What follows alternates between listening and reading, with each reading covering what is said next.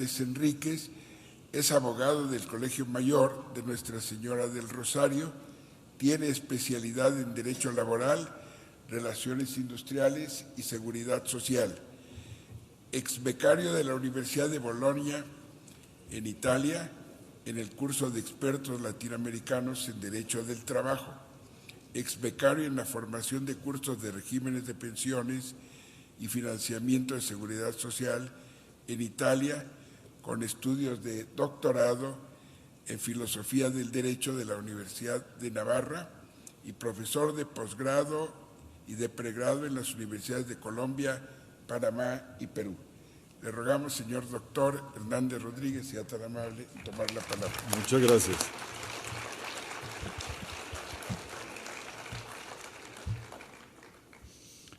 Yo me llevo el tiempo. Bueno, comienzo diciéndoles que hace, ya no me acuerdo cuántos años, por lo menos 30, me leí las memorias de Álvar Núñez, Cabeza de Vaca, quien huyendo de los indígenas de la Florida terminó pasando por aquí y contando un cuento de las ciudades de oro, de Cíbola y Quivira. Y desde aquella época tuve ganas de venir a ver cómo eran las ciudades de oro y me llevé una gran sorpresa porque el oro lo encontré en el corazón de todos los chihuahuenses que nos han atendido de la manera en que nos han atendido. Muchas gracias.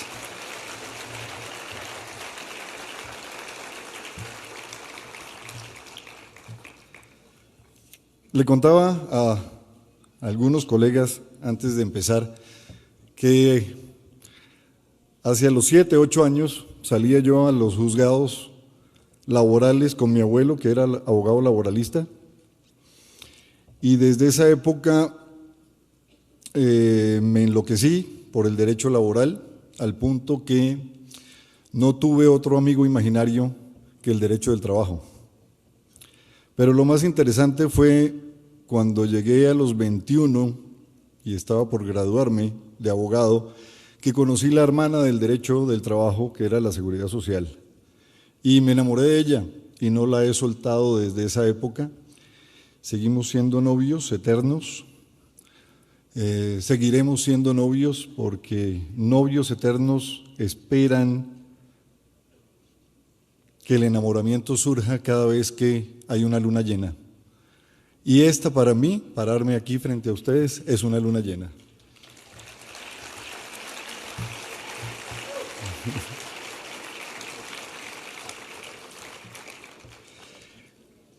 Ese conocimiento de la seguridad social en aquel momento, lo que más me llamó la atención era que se refería a un grupo muy pequeño de trabajadores que estaban cubiertos por salud, pensiones y eventualmente riesgos profesionales, y realmente el grave problema de la seguridad social se constituía en todas aquellas personas que no estaban cubiertas por la seguridad social misma. Y en la Universidad del Rosario comenzamos el trabajo de ver cuál era el problema, cuál era la razón por la cual la pobreza, dentro de la cual se encuentra en gran parte la migración y se encuentra en gran parte los trabajadores informales, no estaban siendo cubiertos por la seguridad social. Y lo que encontramos fue bien interesante, porque efectivamente todos los estudios que había eran análisis de pobreza y respuestas a la pobreza. Y empezamos a hacer pruebas y error, prueba y error, prueba y error, y siempre daba error. Y no encontrábamos cuál era la razón de la equivocación, y uno no sabe que está equivocado hasta que no se da cuenta que está equivocado. Mientras uno no se dé cuenta que está equivocado, cree que lo que cree es cierto. Y nos tocó que ocurriera un milagro y dejamos de ver el mundo tal cual era para poder ver el mundo como no es y dejar de lado todos los estudios de la pobreza. Lo que encontramos fue bastante diferente. La pobreza no es una maldición, la pobreza no es un hecho agresivo, negativo contra el ser humano que ha surgido como resultado de una crisis. La pobreza es la realidad de la vida del hombre durante toda la existencia de la humanidad. Solamente en los últimos 200 años aparece la riqueza. Esa es la gran sorpresa. No hay ricos antes de 1800, si los comparamos con la realidad y los parámetros con los que medimos la riqueza y la pobreza hoy. Un rico y un pobre en la Edad Media, un rico y un pobre en la edad de Jesucristo, un rico y un pobre en la edad de Mahoma, tenían la misma exposición a todos los riesgos y morían por las mismas causas, y de nada servía tener dinero o no tener dinero, porque cuando entraba el invasor los mataba a todos, a pobres y a ricos. Cuando llegaba la peste los mataba a todos, a pobres y a ricos. Luego, ser pobre o ser rico no tenía ninguna ventaja o desventaja. La ventaja empieza a surgir en 1800 y de ahí en adelante un grupo de la población empieza, y unos países del mundo empiezan a convertirse en ricos y empiezan a dejar abajo a los pobres. La pregunta no es cuál es el problema de la pobreza y por qué hay pobres. La pregunta es ¿por qué un grupo ascendió y el resto no? Esa es la pregunta. Y llegamos a unas conclusiones completamente diferentes, bastante interesantes. Muchos de los análisis que hemos hecho no nos corresponden, son de universidades de Estados Unidos, principalmente Harvard, y no se refieren a derecho laboral ni a seguridad social, sino a comportamiento humano. Es lo más interesante. Y entonces, la conclusión tenía que llegar de alguna manera en qué pasa cuando hay riqueza. Y lo interesante fue encontrar que cuando hay riqueza se ejerce el poder. Y cuando se ejerce el poder existen altas probabilidades de ejercerlo mal. Luego, la riqueza ha tenido la oportunidad de ejercer bien el poder y no ha querido. La riqueza ha tenido la oportunidad y no lo ha hecho, y la riqueza lo que ha generado es una cultura de discriminación. Y entonces cada vez que se mira al pobre, ya el pobre no es el pobre antiguo, el pobre de la Edad Media, es un pobre discriminado, separado e independizado de la realidad del que tiene la posibilidad de pagarse una seguridad social. Para que veamos un ejemplo sobre el tema, pues no es sino mirar cómo nos comportamos los seres humanos cuando tenemos un poco de poder, y encontramos soldados que abusan de los retenidos iraquíes y los llevan hasta una humillación absoluta. Encontramos de la misma manera y el mismo comportamiento no es ajeno a los banqueros que abusan del sistema hasta lograr darle un golpe mortal a la economía mundial, o a los financieros que manejaron a su antojo la tasa LIBOR, poniendo a sus pies a los países y a corporaciones multinacionales. Esa es la posibilidad que tenemos, negativa cuando tenemos poder, abusar de eso y generar una situación que no debería ser la expectativa. Si eran buenos muchachos esos banqueros, si eran buenos muchachos esos financieros, si eran buenos muchachos esos soldados, ¿qué les pasó? ¿Se volvieron unas manzanas podridas? Y entonces nos queda la respuesta muy sencilla: el sistema funciona, son las manzanas podridas las que no dejan. El sistema funciona, son algunos congresistas los que no dejan que salgan algunas leyes positivas. El sistema funciona, son algunos manejadores del sistema de salud corruptos los que no dejan que el sistema funcione. Y lavamos la cara del sistema cuando no es así. Un sistema que permita que haya estos soldados, un sistema que permite que haya estos banqueros, un sistema que permite que haya estos financieros, es un sistema dañado.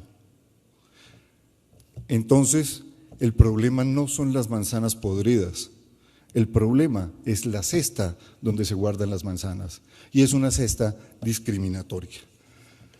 Somos discriminadores. En este momento ejercemos la discriminación y nos toca liberarnos de ese punto. Hay un experimento de Stanley Milgram en la Universidad de Harvard sobre electrocución. Se llamaron a unas personas para decirles que unos eran maestros, otros aprendices, y que cada vez que el aprendiz se equivocara, uno tenía la oportunidad de pasarle un corrientazo. El corrientazo empezaba en 15 voltios y cada falla aumentaría en 15 voltios más hasta llegar a 450 voltios, que es una bestialidad. La pregunta era: ¿hasta cuándo podía la gente normal, común y corriente, bien revisada, no trajeron psicópatas, normales, como todos los que estamos aquí, seguir electrocutando a su vecino? Y la sorpresa es bastante triste. El 66% de la gente llegó hasta 450 voltios electrocutando a la gente que le gritaba que ya no lo hiciera más porque tenía problemas de corazón. Entonces, cuando tenemos poder, no importa, no hay que ser malo, no somos malos por eso, tenemos el permiso de un sistema que nos permite seguir electrocutando. No hay diferencia en el análisis, que es de 1965, entre el comportamiento de hombres y el comportamiento de mujeres. Seguimos electrocutando. Entonces nos preguntamos, ¿eso qué tiene que ver con la manera en que discriminamos en la seguridad social? Y pues es muy sencillo.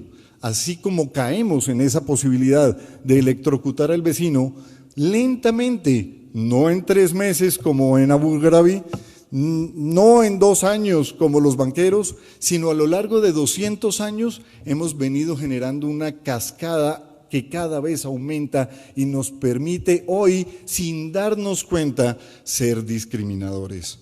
Y todo comienza con un abuso, un pequeño abuso, un golpe.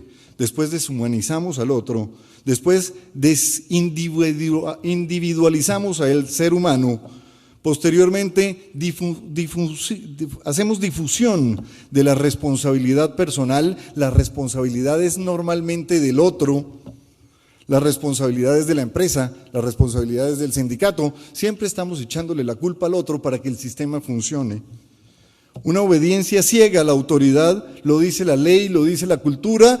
Paso al lado del migrante que está pidiendo limosna y no lo miro ya, porque nos conformamos, no criticamos y llegamos a la tolerancia neutral. Esa es la que vivimos, esa es contra la que tenemos que luchar. El efecto tiene que ser un cambio de paradigma. El sistema tiene que crear una nueva visión de lo que es acosar, del prejuicio, de la violencia y de la discriminación como un problema real. La realidad del problema no es la pobreza, es la discriminación al pobre que impide que el pobre crezca. La decisión no está afuera, la decisión es personal. Por ello insisto, la pobreza no es el problema. El problema es la evolución negativa de la riqueza que nos llevó a todos a una cascada discriminatoria. Ver la pobreza, la migración como efecto de la miseria y la informalidad, y la informalidad como freno para poder llegar a la riqueza, como los problemas, nos llevan y nos seguirán llevando a generar protecciones sociales que no permiten que se acabe con ellas, sino a que se mantengan las condiciones. Tendremos pobres informales, migrantes, excluidos, marginados, y serán alfabetos.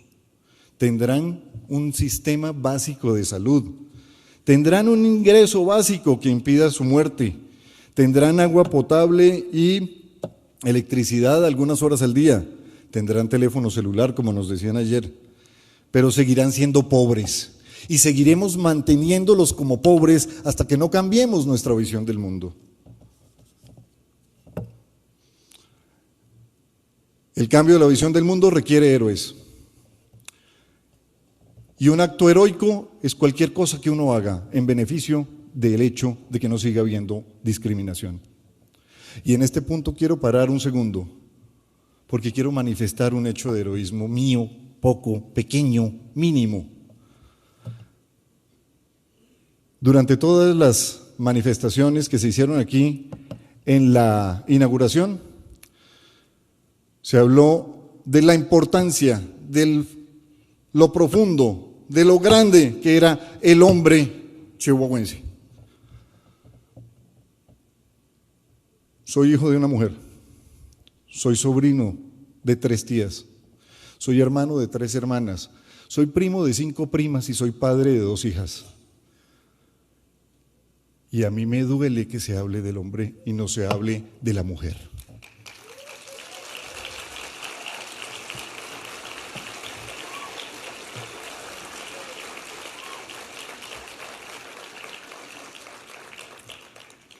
Ahí, en un hecho heroico mínimo, donde nos quejamos y criticamos, empezamos a impedir que el primer paso de la discriminación, que es el paso sencillo, termine en un golpe, termine en una muerte. Hay que trabajar también al pobre. Si se quiere cambiar el rumbo, hay que modificar la base discriminatoria y pararla cada vez que quiere dar su primer paso. Hay que trabajar también al pobre para que no acepte su situación, porque está demostrado también en los laboratorios de Harvard que si una persona no tiene opciones, necesariamente termina viendo como positiva la única que le ha tocado vivir y termina diciendo que esa miseria es su felicidad. No podemos seguir permitiendo eso. Confiar demasiado en que se está del lado correcto puede resultar demasiado peligroso. Cambiemos la frase, no des el pescado, enseña a pescar, porque hay gente que puede morir antes de aprender a pescar. Y en eso quiero hacer una pequeña manifestación del sistema de salud de Colombia. Hoy ese sistema, mal que bien, con un poco de corrupción, con una agresión fuerte y con una prestación del servicio que no es la deseada, llega al 98% de la población del país y se constituye como el primer país del mundo en llegar al 98%.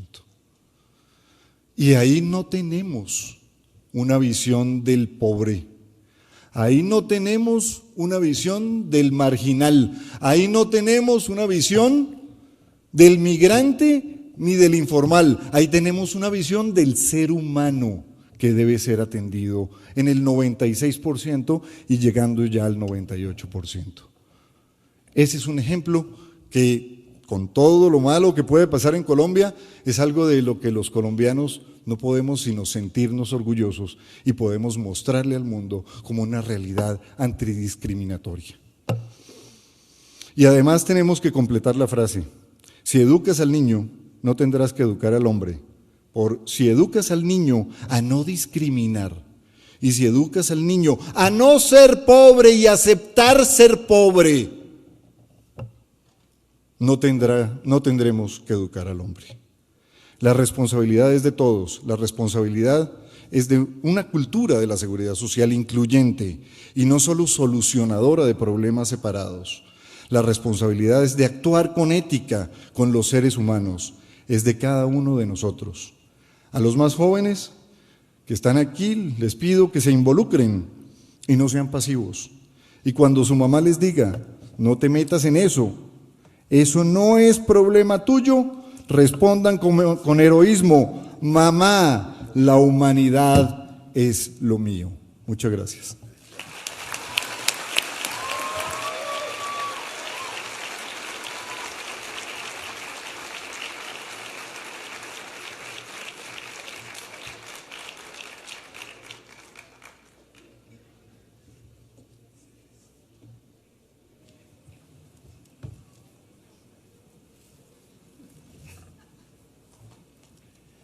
Y desde Chihuahua mandamos un saludo muy cariñoso a nuestra hermana República de Colombia por conducto del señor doctor Hernández.